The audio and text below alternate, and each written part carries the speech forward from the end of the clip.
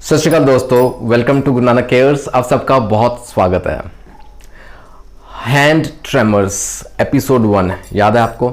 Just video before this one है ना, इससे एक छोड़ के वीडियो हैंड ट्रेमर्स का पहला एपिसोड आपके सामने प्रस्तुत किया था। बहुत इंपॉर्टेंट और जनरल टॉपिक था। कॉमन समस्याएं थी, हाथ क्यों कांपते हैं उसकी बात की हमने। We talked about the top 12 to 14 reasons, कारण देखे थे हैंड ट्रेमर्स के, ट्रेम्बलिंग ऑफ हैंड्स, हाथ का कंपन, उस पर डिस्कशन रहा था। बहुत सराहा आपने, आपका प्यार मिला, आपको बहुत अच्छा लगा, आपको उससे फ़ायदा पहुंचा, मुझे सुनकर बहुत खुशी है। अच्छा, उस वीडियो में रिक्वेस्ट थी, मैंने अनुरोध किया था आप सबसे कि आप अपनी रिक्वेस्ट्स भेजें, जो जो आपको दिक्कतें रहती हैं इन सिम्टम्स के या इन कारणों के अलावा अलग से जो आपको दिक्कतें रहती हैं वो साइन एंड सिम्टम्स मुझे भेजें, so that we can address it individually. आपको पर्सनलाइज एक तरह की प्रिस्क्रिप्शन फॉरवर्ड की जा सकती है। वो आज समय आ गया। आज का एपिसोड बहुत महत्वपूर्ण रहेगा दोस्तों। लॉट ऑफ थैंक्स, बहुत लोगों ने रिक्वेस्ट भेजी, बहुतों ने अपने साइन एंड सिम्टम्स, अपनी दिक्कतें भेजी, व्हाट्सएप पे मैसेजेस आए, कमेंट सेक्शन में भी आए। तो what I have done is, जो कॉमन कारण रहते हैं ना, उनको I have clubbed them together so that will save time. नहीं तो वीडियो बहुत लंबा हो जाना है। और मुझे जान के बहुत खुशी हुई दोस्तों, नॉट ओनली इन इंडिया लेकिन अब्रॉड से, अक्रॉस द बॉर्डर से, बाहर से भी लोग जुड़ रहे हैं, उन्होंने भी अपनी रिक्वेस्ट भेजी। आप सबका बहुत बहुत धन्यवाद दोस्तों, बहुत बहुत शुक्रिया। Thank you for sending your request. आइए और विलंब ना करें, let us start with the video. बहुत महत्वपूर्ण नाम मैं सामने रखता हूँ। There are so many of them actually. Doctor Akhtar उनका है, रिक्वेस्ट आई थी। फरहान साहब लाहौर से जुड़े हमारे साथ, उन्होंने अपनी रिक्वेस्ट भेजी, बहुत बहुत शुक्रिया दोस्तों। कविता मैम की रिक्वेस्ट है, सतवंत सिंह जी की, रविंदर सिंह जी, बहुत महत्वपूर्ण आपका टॉपिक रहेगा, डिटेल में बात करेंगे आगे। आइए without any further delay let us begin the video. सबसे पहले लेते हैं रिक्वेस्ट डॉक्टर रशद जी की। डॉक्टर साहब ने रिक्वेस्ट भेजी रिगार्डिंग उनको जैसे दिक्कत रह रही है, कोई हैंड ट्रेमर्स रहते हैं आफ्टर स्ट्रेस, कोई ऐसी चिंता, कोई ऐसा एंग्जाइटी का फैक्टर हो सकता है जिस वजह से हाथ कांपते हैं। ये कॉमन साइन एंड सिम्टम देखा गया है। हैंड ट्रेमर्स के कारण में से स्ट्रेस फैक्टर भी रहता है। अचानक से एंग्जाइटी हो गई है, उसके बाद हाथ कांपेंगे। अच्छा, इसमें भी ना दो चीजें देखने लायक है। फर्स्ट इज, अगर बहुत गंभीर कोई ऐसी समस्या है जो तंग कर रही है, स्ट्रेस फैक्टर जो है ना, उस वजह से ना कई बार पूरे शरीर में कंपन महसूस होता है। The whole body trembles, body tremors we call. लेकिन सिंस सर आपकी रिक्वेस्ट, आई प्रिज्यूम कि वो केवल सिर्फ हाथों तक सीमित है, हैंड ट्रेमर्स आपने मेंशन किए। खैर, मैं दोनों का आपको जवाब देता हूं। अगर पूरी बॉडी में ट्रेमर्स रहते हैं because of underlying some stress, after stress या एंग्जाइटी, कोई चिंता, कोई टेंशन, उस वजह से, ठीक है। Number 1 medicine is gelsemium. Gelsemium 30C potency में स्टार्ट कर सकते हैं, 2 बूंदे दिन में 2 बार। और इसके साथ जरूर जोड़ें argentum nitricum, beautiful remedy that helps us in body tremors, I would say, जहां शरीर में कंपन महसूस होता है आफ्टर स्ट्रेस या एंग्जाइटी। आर्जेंटम नाइट्रिकम 200C में हम साथ जोड़ सकते हैं। डॉक्टर रशद, आपकी रिक्वेस्ट थी regarding hand tremors, now pertaining to, अगर हाथ कांपते हैं स्ट्रेस और एंग्जाइटी की वजह से या उसके बाद, a single very important medicine can help you here, platina. Platina या प्लेटिनम मेटालिकम कह लें, we call it platina. 30C potency में दिन में 2 बार ले सकते हैं over a period of 15-20 days. जैसे जैसे आपको इंप्रूवमेंट मिलती है, जैसे टेपर डाउन द डोज, कम करते करते बंद करके देखिएगा, आपको जरूर फायदा पहुंचेगा। आइए दोस्तों, दूसरी रिक्वेस्ट लेता हूं मैं from mister Farhan from Lahore, Pakistan से जुड़े हमारे साथ। बहुत बहुत धन्यवाद, शुक्रिया दोस्त। फरहान साहब, आपकी request like I can see the hands tremble while holding a cup, या किसी ऑब्जेक्ट को, किसी ग्लास को जब हम पकड़ते हैं तो उस समय हाथ कांपते हैं। फिर आपने और भी मेंशन किया है, may be it is because of diabetic background, लेकिन आपका सर भी शेक करता है, द हेड शेक्स, ठीक है। And underline you have mentioned कि एक बिकॉज ऑफ नर्वस टेम्परामेंट हो सकता है, एक नर्वस टेम्परामेंट है, बैकग्राउंड लाइक पेशेंट कॉन्स्टिट्यूशन पे निर्भर करता है।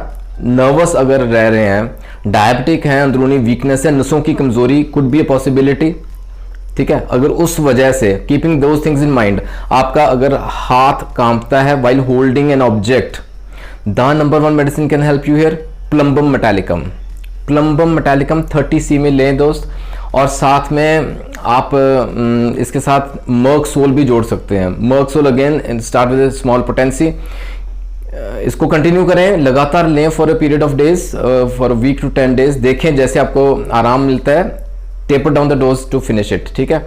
अच्छा, आपने मेंशन किया हेड ऑल्सो शेक्स, सर भी हिलता है। खैर detail symptoms were not mentioned कि किस समय, there could be many possible reasons जिस वजह से, और या उस समय ये हेड शेक होता है, लेकिन in general being diabetic also keeping that in mind, manganum aceticum 30C can help you. Manganum aceticum 30C potency में आपकी मदद कर सकती है। आइए दोस्तों अगली रिक्वेस्ट लेते हैं। The request is from miss Kavita. Kavita ma'am, आपकी रिक्वेस्ट थी कि again while holding a cup हाथ कांपता है, there are hand tremors observed when you hold a cup, है ना। शायद आपके हस्बैंड में ऐसा कुछ सिम्टम आपने ऑब्जर्व किया, और otherwise there is no tremor, जब वो साधारण काम कर रहे हैं ट्रेमर नहीं हो रहा। This shows some nervous disorder inside. Mild है, आई सेड, जैसे अगर माइल्ड रहता है तो ट्रीटमेंट इज नॉट रिक्वायर्ड, लेकिन हाँ अगर दिक्कत कॉज कर रहा है, आपको तंग कर रहा है, again the same very simple and general medicine, there is plumbum metallicum can help you. Plumbum metallicum 30C 2 बूंदे दिन में 2 बार ले सकते हैं आप, 10 दिन तक लेके देखें, आपको आराम मिलेगा। नेक्स्ट रिक्वेस्ट उठाते हैं दोस्तों, that is from mister Satwant Singh ji. Satwant Singh ji, आपकी रिक्वेस्ट थी घुटनों से आपको दिक्कत रह रही है, नीज में प्रॉब्लम रह रही है, यू कांट बेंड देम, मुड़ते नहीं है, कैल्शियम की कमी है, नर्व्स की टेंशन है, कह सकते हैं जिसमें खिंचाव है, नसों में खिंचाव है, इफ आई एम राइट, है ना, ये आपकी रिक्वेस्ट आ रही थी। और फर्दर आपने, हाँ स्वेलिंग इज देयर, सूजन रह रही है घुटनों में, मेन प्रॉब्लम वो रह रही है। अगर ये सिम्टम्स हैं अंडरलाइंग लाइक नर्व्स वीक हैं या न्यूरैल्जिक पेन कह सकते हैं, एक कारण होता है कैल्शियम की कमी से भी आपके घुटनों मुड़ नहीं रहे, बेंड नहीं कर रहे हैं, राइट। कैल्मिया 30C याद रखें, kalmia can help you. Kalmia के साथ मैग्नीशिया कार्बोनिका, मैक का आप we call, an excellent medicine. जो आप सिम्टम्स बता रहे हैं, आपको दिक्कतें रह रही हैं, ये दोनों आप दिन में 2 बार ले सकते हैं। खैर कैल्शियम की कमी रह रही है तो साथ में कैलकेरिया फॉस्फोरिका 3x में शुरू करें, 4 गोली दिन में 2 बार। दोस्तों अगली बहुत ही महत्वपूर्ण रिक्वेस्ट आई है मिस्टर रविंदर सिंह जी की। रविंदर सिंह जी को जो दिक्कत है वो उसको हम बोलते हैं मायस्थीनिया ग्रेविस। मायस्थीनिया ग्रेविस दोस्तों एक गंभीर समस्या रहती है, एंड स्पेशली आपके केस में रविंदर जी, क्योंकि ये क्रॉनिक हो चुकी है। You have been suffering from the last 11 years, 11 साल से आपको ये दिक्कत रह रही है, सिम्टम्स रह रहे हैं, क्योर नहीं है, लेकिन हाँ homeopathy can help you here, आपके सिम्टम्स में रिलीफ मिलेगा। अच्छा, इसके साथ आपने मेंशन किया है like the lower half, the lower extremities, waist के नीचे जैसे ना सिग्नल जाता महसूस नहीं होता, sensory motor neuropathy, that is another term will understand during the course of discussion. और हैंड ट्रेमर्स भी ऑब्जर्व किए हैं आपने, लाइक लिखने में या साइन करने में आपको दिक्कत रहती है, राइट रविंदर जी। ये मैंने अलग से डिस्कशन सोचा था, मायस्थीनिया ग्रेविस की बात करेंगे, लेकिन इसी रिक्वेस्ट में जोड़ देते हैं। आइए बात करते हैं, थोड़ा बेसिक जान ले क्या होता है मायस्थीनिया ग्रेविस, कारण देखेंगे, और रविंदर जी आपको कोशिश करता हूं आपका सवाल का जवाब जरूर मिले। दोस्तों MG बोलते हैं इसको, मायस्थीनिया ग्रेविस। इसका ना एक्चुअली अलग से डिटेल में चाहिए डिस्कशन, लेकिन इन शॉर्ट आपको मेन पॉइंट्स मैं आपके सामने रखता हूं। Basically it is a weakness of muscles, कमजोरी है, और रैपिड फटीग है। फटीग हम समझते हैं थकान वो भी सिरे की थकान, बेअंत थकान, रैपिड फटीग, बहुत जल्दी, जैसे ना मसल थक जाता है, मसल हार जाता है, वीक हुआ है, कमजोर है, वो अपना फंक्शन परफॉर्म नहीं कर पा रहा। बेसिकली कारण क्या रहता है, बेसिकली जैसे ना नर्व्स अपना सिग्नल लेके आती हैं, सिग्नल सेंड करती हैं टू द मसल्स, है ना, लेकिन किसी कारण से वो एक कम्युनिकेशन गैप कह लें, that signal is not transferred to that particular muscle. वो मसल को सिग्नल नहीं मिलता, उसको पता नहीं चलता कि मैंने कब रिलैक्स करना है, कब कॉन्ट्रैक्ट करना है, कब अपना फंक्शन परफॉर्म करना है। Otherwise these are voluntary muscles, normally क्या है कि ये हमारे कंट्रोल में रहती हैं, लेकिन because of this underlying cause वो अपना फंक्शन परफॉर्म नहीं कर पाएगी, वो हमेशा थकान में रहेगी, वो मसल, वो part of the body weakness रहेगी, वीक शो रहेगा, वो अपना फंक्शन परफॉर्म नहीं कर पाएगा, बंदा अपना काम नहीं कर पाएगा। This is myasthenia gravis in very simple terms. मैंने वॉलंटरी मसल्स बोला ना, तो कौन से मसल्स हैं जो कि इफेक्ट होते हैं ज़्यादा मायस्थीनिया ग्रेविस में? आईज के मसल्स वी कैन परफॉर्म, हम जब चाहें अपना आईलिड्स बंद कर सकते हैं, आईज को वाइड ओपन कर सकते हैं, वॉलंटरी मसल्स हैं, they are under control. Throat के मसल्स हैं, जॉ के मसल्स हैं, फेस के मसल्स हैं, we can move as per our requirement, हम इसको यूज कर सकते हैं। नेक गर्दन के मसल्स हैं, और हमारे जो लिम्स हैं ना हाथों के और टांगों के, है ना, इन सब मसल्स पे ये इसका असर दिखता है। जनरल सिम्टम्स की बात करें, माइस्थीनिया ग्रेविस के जनरल सिम्टम्स क्या रहते हैं, क्योंकि ये मसल्स इन्वॉल्व है ना, आईज के मसल्स इन्वॉल्व है, डबल विजन हो सकता है, drooping eyelids, you must have seen, हालांकि ये रेयर केसेस में देखा गया है, लेकिन ड्रूपिंग आईलिड्स एक सिम्टम है जो कि माइस्थीनिया ग्रेविस में देखा गया है, राइट। देन दिक्कत आती है बोलने में, कई बार स्पीच, बोलने में दिक्कत रहती है, कोई च्यू कर रहे हैं, कुछ चबा रहे हैं, कुछ खा रहे हैं, टीथ के साथ जब चबाते हैं उसमें दिक्कत रहती है, क्योंकि मसल्स काम नहीं कर पा रही हैं। स्वालोइंग, आगे निगलने में दिक्कत रहती है, वो भी देखा गया है। And breathing, now that is a very serious complication. अगर सांस लेने में मसल्स अपना काम नहीं कर पा रही हैं ड्यू टू माइस्थीनिया ग्रेविस, तो ये एक बहुत ही सीरियस कॉम्प्लिकेशन का रूप ले सकती है। आइए इन शॉर्ट ना कॉज समझे, कारण क्यों होता है माइस्थीनिया ग्रेविस। बड़ा सिंपल सा फंडा है दोस्तों, जो नर्व्स सिग्नल प्रोवाइड करते हैं ना, सप्लाई करते हैं, they transmit the signals to the muscles. मांसपेशियों को सिग्नल्स पहुंचेंगे तभी वो अपना फंक्शन कर पाएंगे, ठीक है, कि कॉन्ट्रैक्शन या रिलैक्सेशन फंक्शन उन्हें परफॉर्म करना है। वो कैसे होता है, नर्व्स कैसे सिग्नल सेंड करती हैं, through the means of transmitters, neuro transmitters कहते हैं, राइट। न्यूरो ट्रांसमीटर्स वो मसल पे जाके फिट हो जाएगा, वहाँ एक रिसेप्टर साइट्स रहती हैं जहाँ वो एग्जैक्ट फिट होते हैं न्यूरो ट्रांसमीटर्स। जब वो वहाँ रिसेप्टर साइट्स पे अटैच हो जाएगा ना, तब वो सिग्नल कन्वे हो जाएगा to the muscle to perform its action, ठीक है। ये सिंपल नॉर्मल केस रहता है। अब एमजी में क्या होता है, what happens in myasthenia gravis is, क्योंकि ना हमारा इम्यून सिस्टम कुछ बिगड़ जाएगा, जिस वजह से वो जो रिसेप्टर साइट्स हैं ना, एक पर्टिकुलर न्यूरोट्रांसमीटर है जिसको हम कहते हैं एसिटाइलकोलिन, तो एसिटाइलकोलिन की जो रिसेप्टर साइट्स हैं ना, वो ब्लॉक कर देगा या उसको डिस्ट्रॉय कर देगा। अब क्या हुआ, नर्व्स आ रही हैं सिग्नल लेके, लेकिन वो रिसेप्टर साइट्स नहीं मिल रही हैं जितनी चाहिए मसल पे, है ना, तो वो न्यूरोट्रांसमीटर वहाँ फिट नहीं होगा, वो ब्लॉक हो गया, वो वहाँ पहुँचेगा नहीं, सिग्नल नहीं पहुँच पाएगा, तो सिग्नल मिल नहीं पाएगा मसल्स को, उन्हें पता नहीं चलेगा कब हमने कॉन्ट्रैक्ट करना है, कब रिलैक्स करना है, तो वो अपना फंक्शन परफॉर्म नहीं कर पाएंगी, वो फटीग रहेगा, वहाँ वीकनेस महसूस करेंगे। ये सब कारण रहता है which leads to myasthenia gravis, and this can be called as an autoimmune disorder, क्योंकि हमारा खुद का इम्यून सिस्टम एंटीबॉडीज इस तरह के बना रहा है कि वो खुद जाके उसको डिस्ट्रॉय कर रहे हैं रिसेप्टर साइट्स को, या ब्लॉक कर रहे हैं, जिस वजह से ये सारा ट्रांसमिशन फेल हो गया। जो लोग जूझ रहे हैं ना इस प्रॉब्लम से, एमजी की प्रॉब्लम से, माइस्थीनिया ग्रेविस से, रविंदर जी पर्टिकुलरली, जैसे आप जैसे पेशेंट्स, आप जैसे लोग, आप जैसे दोस्त जो जूझ रहे हैं प्रॉब्लम से, कुछ फैक्टर्स याद रखें, कोशिश करें इन्हें अवॉइड करने की। फॉर एग्जांपल, क्योंकि ना ये और वर्स कर देंगे सिम्टम्स को, जो आप ऑलरेडी भुगत रहे हैं ना, वो और वर्सन हो जाएंगे सिम्टम्स।